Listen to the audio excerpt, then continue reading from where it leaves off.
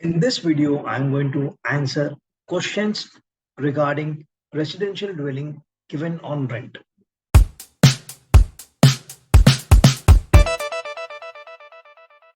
Hi, this is C. Abhishek Agarwal, and I welcome you all to the fifth episode of Get Set Trained with Abhishek. Let's jump into the questions for the week.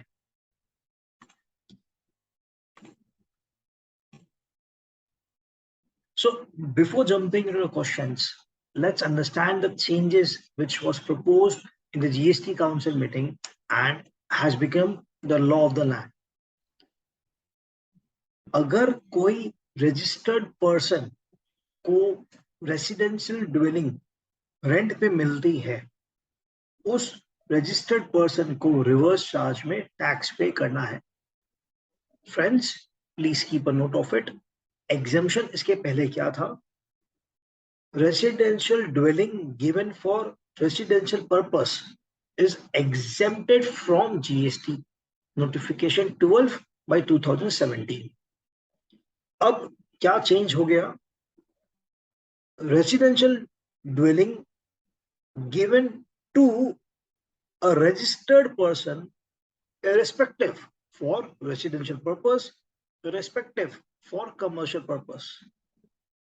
The registered person who is receiving the service is liable to pay tax under reverse charge mechanism. Right? So we have received 7 questions only on this topic. So this week video is only on this topic. Okay. Question 1.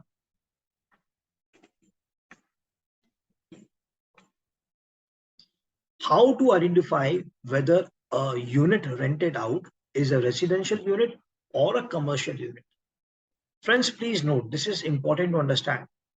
Let's say आप एक property rent पे ले रहे हैं, अगर वो commercial है या वो रेसिडेंशियल है, ये जानना बहुत जरूरी है, because accordingly you can only decide the tax implication. So for this, आप अगर आप रेंट पे ले रहे हैं तो ask for a plan approval or a municipal tax receipt or electricity bill or any document which will say you that yes, this property is also commercialized or is a residential only. So after getting this, you can understand कि ये residential है या commercialized है, right? Second question, what if अगर एक registered person है या unregistered person है, whosoever, registered person or a unregistered person, whosoever it is, letting out residential property, residential dwelling, registered recipient. तो जो चेंज आया वो यही चेंज आया है कि any person, irrespective registered, irrespective unregistered, letting out a residential dwelling to a registered person, irrespective of that it is a residential purpose or for it is a commercial purpose. In this, the registered recipient is liable to pay tax under reverse charge mechanism, right? Let's say, for example, Mr. Abhishek Agarwal is a director of a company. Father of Abhishek Agarwal is also a director of a company. Let's say the father of Abhishek Agarwal, that is Mr. X. Mr. X has given a property, a residential dwelling property, to the company on rent. The company is paying rent to Mr. X, and the company has given the property to Abhishek Agarwal, the second director, to stay. So ultimately, मैं और मेरे पापा दोनों जन उस company में director है, क्योंकि वो प्रॉपर्टी मेरे पापा के नाम पे है, उन्होंने कंपनी को भाड़ा में दे दी, कंपनी के बुक्स में खर्चा लग गया, एंड कंपनी ने सेकंड डायरेक्टर को दिखा दिया कि वो उनको रहने के लिए देके रखा है. तो इस पूरे एग्जांपल में वो जो कंपनी है जिसको मेरे डैड ने रेंट पे दिया था, उस company, if it is registered the GST, but obvious, he is liable, the company is liable to pay taxes under reverse charge mechanism, right? Third question. For example, Mr. A is a proprietorship concern Mr. A has a GST number. Mr. A runs a CA firm and he's a proprietor of that CA firm. Now, he also stays in a rented property. Mr. A stays in a place for which he pays rent, right? So what if a proprietor having GST registration on his PAN and also pays rent for his house? Very normal. So is he still liable to pay GST on reverse charge mechanism? Friends, please be mindful. For this question, there could be more than one answer. In my humble opinion, RCM is not applicable on this person. Mr. A, despite of being registered under GST, despite taking rental service, paying rent for a residential dwelling, is not liable for reverse charge mechanism because he is not showing that expense in his books of accounts, because he is not showing that expense in his business books of accounts. That is his personal expenditure. So in my humble opinion, if it is the expense is not in the course or furtherance of the business, RCM is not to be paid on the same. That is my opinion, right? There are alternative view in the market, and going strictly with the lines written in the notification and the press release, one can have a view that a person have to pay taxes under reverse charge mechanism, right? So one has to be mindful before to choose what option they want. In my humble opinion, I conclude that if Mr. A is registered as a proprietorship concern and he is also paying rent of his house, which is nothing to do with his business, he is not liable to pay reverse charge mechanism on the rent amount which he is paying to his landlord for his house. Fourth question, very important. The registered person who will be paying GST on reverse charge mechanism is eligible to take the credit of the same or not.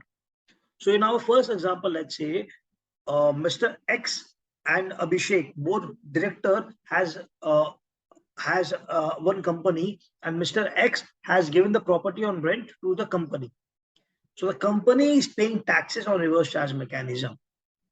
So is company liable to is company eligible to take the credit of the ITC or not? So if it is in the course of business, so yes, a person paying taxes under reverse charge mechanism is liable to take the credit. Friends, please note here, companies who are paying rent for the residential dwelling and giving the property to the employees, उसका ITC मिलेगा कि नहीं मिलेगा वो लिटिगेटेबल है, right? वो एक journey पास करनी पड़ेगी. But if the question is limited to this, because this question was posted in the link, तो फॉर्म में ये लिखा हुआ था, the registered person who will be paying GST on reverse charge mechanism is eligible to take the credit of the same or not. So my answer to this question is yes. अगर आप reverse charge में tax पे कर रहे हैं तो आपको credit मिलेगी. Question, unregistered or registered person, that is any person letting out the residential dwelling to unregistered person. Friends, please understand, exemption tha residential dwelling given for residential purpose exempted. Change क्या आया कि any residential dwelling given to a registered person, reverse charge mechanism applicable. ये query क्या आई है? Any person giving residential dwelling to a unregistered person for residential purpose, no taxable, not taxable, right?